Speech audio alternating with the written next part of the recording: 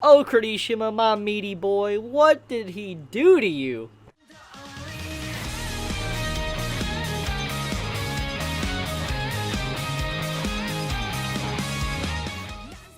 So, majority of this episode was filler. I've already heard the complaints. I've already seen it all over social media, on YouTube. I've seen it. Many are saying that they did not like this episode. And in a lot of ways, I understand that viewpoint. I really do. Because when it comes to filler, I'm honestly not always the biggest fan of filler. I've stated my piece on filler episodes or filler arcs and all that in the past. Sometimes filler is necessary, not just because it slows down the pacing of the anime for we don't catch up with the manga, but also filler is good because it could expand on things that the mangaka obviously just does not have the time to do. In which case, that's what this episode did. It did expand on things that Horikoshi hasn't really dived into much yet, and I appreciate that, but that doesn't stop the fact that some aspects of this episode was a little bit off. Like, it wasn't up to standards of what we know and love from My Hero Academia. Now, I'm just gonna say right now, I don't hate this episode, but I don't outright say I love this episode either. I'm just gonna get that set straight. The record straight, like the episode, but it's not an amazing episode, but it's not a horrible episode. It's somewhere in between, I'd have to say. And the reason why I'm mixed on this episode is because some of the ways they presented the filler content, while on the other hand I like it because of what it did, or how it expanded upon the certain individuals within this episode. So let's get into that. Let's get into the good, and then let's get into the bad. Then I'll cover the content within the episode. So, the good stuff about this episode was that Momo, Shoji, and Tsuyu and Jiro, they got time to shine. And so did Shoto Todoroki. They all had time to shine within this episode.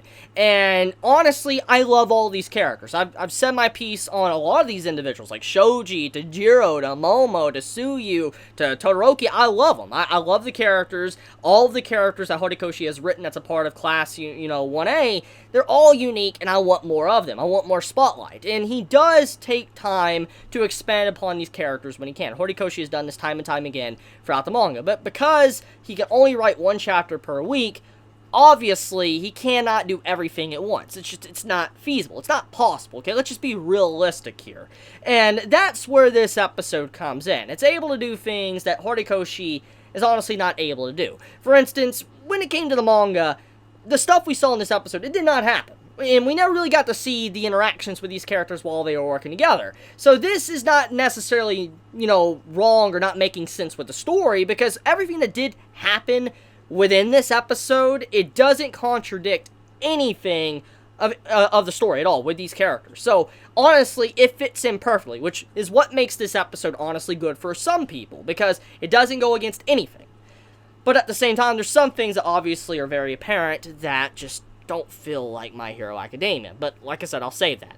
So anyways, with the expansion of some of these characters, like Momo, Shoji, Jiro, and all that, we got to see something about them that, we normally haven't seen. Like, we got to see Momo and how she's changed as an individual to be a lot stronger, and how she's taking inspiration from Izuku to better herself, or how, Shoji is also taking inspiration from Izuku to better himself as a hero. And we see that with a little brief flashback, which fits in nicely with these two characters and the interactions they had with Izuku. So, honestly, I love that moment. That's probably one of the spotlights of the episode, besides Aizawa and how he cheered on Class 1A, which I'll get into in a second. So, yeah, in terms of how it expanded upon these characters, now they get a lot stronger, how they're using their quirks, I think it's great, honestly. I have nothing against it whatsoever. I especially love the stuff with Tsuyu, which I think many manga readers are going to be a little bit shocked about that, and might not even really be aware of it when it did happen. Because if you read the manga, you've never seen Tsuyu get affected by the cold like that. That's not something that has actually happened from what I remember in the manga. This is our first real time seeing it, especially if you're a manga reader and now an anime only. But if you know the character sheets and stuff, and like side stories and stuff that pop up at the end of like a volume when they come out, Suyu's little weakness here with the cold has already been established. It was something that was established a while ago, but it was never outright stated, like within the manga. It was just like an extra in the volumes, which that's how a lot of manga volumes are. Horikoshi does this all the time with character, sheets and stuff, letting us know more about their personality or who they really are. This happened with certain other characters that were introduced recently in the manga. So this is something that's, common within My Hero Academia, but at the same time it makes sense why people wouldn't be aware of this weakness of Suyu,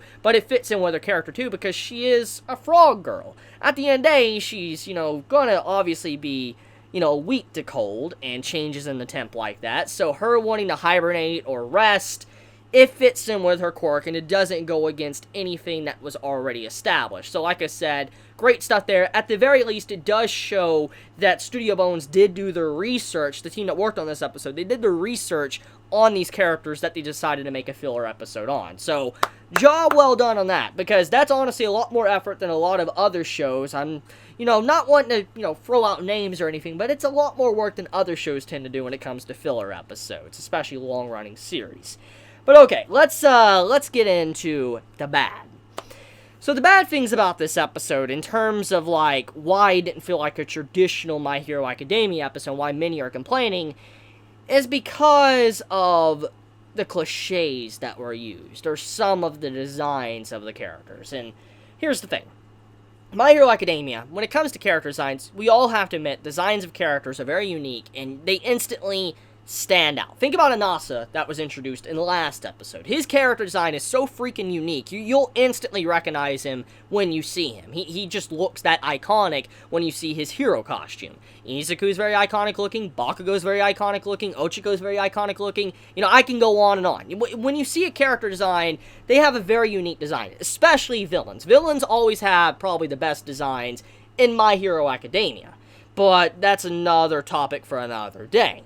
The thing about this is that the characters that were in this filler, you could tell that Horikoshi didn't really have a hand in designing them. Like, he might have supervised it, but he definitely didn't design these filler characters. Because when you had the group of girls that were part of that academy pop up that were like in the sailor, outfits or whatever, I'm like, oh my god, these girls legit look like something from like a harem anime or harem manga. That's what they looked like. They legit looked like, a series that would be ecchi, harem, that's what they looked like. And I'm like, ooh, these designs are definitely not Horikoshi style. And then let's talk about the hidden village of filler characters, which were the ninjas.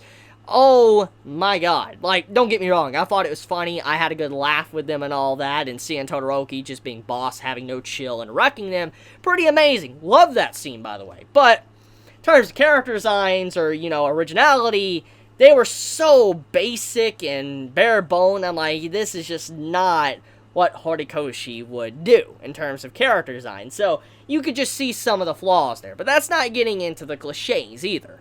The friendship cliche. Now, at the end of the day, this is a shonen, okay? We need to expect shonen cliches. That's a given. That happens, okay? I'm not hating on what makes a shonen a shonen.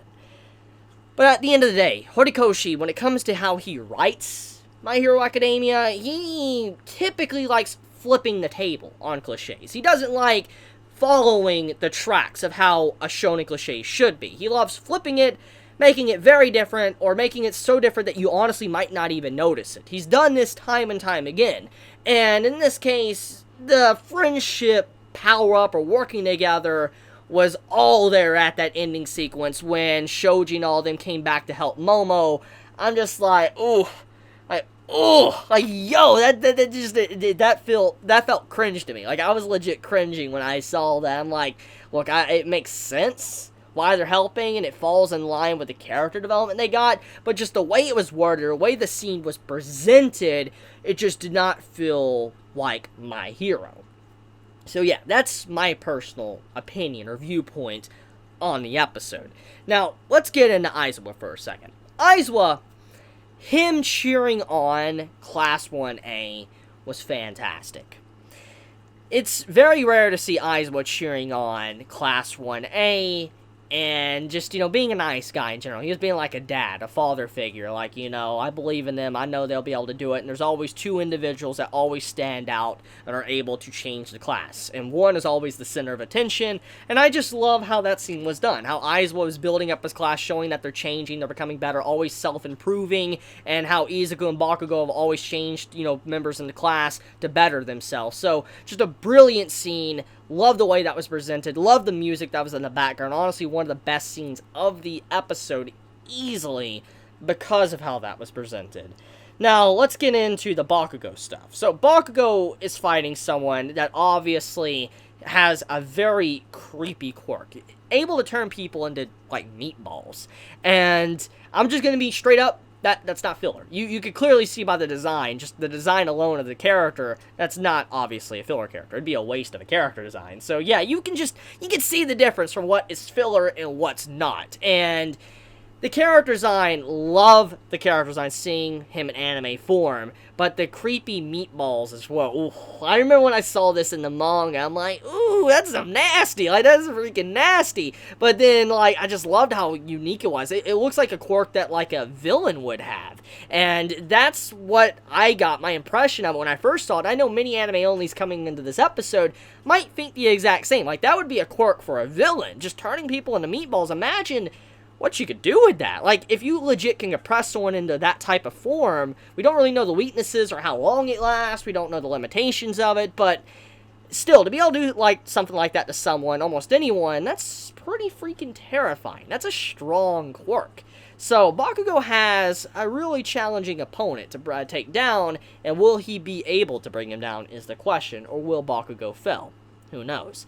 But I think I want to end this video here. Let me know your thoughts in the comments below. If you enjoy my content, please subscribe. If you like this video, please leave a like. And if you want to get notified for whenever I upload a video, please click the bell icon down below. And with that, Chibi out.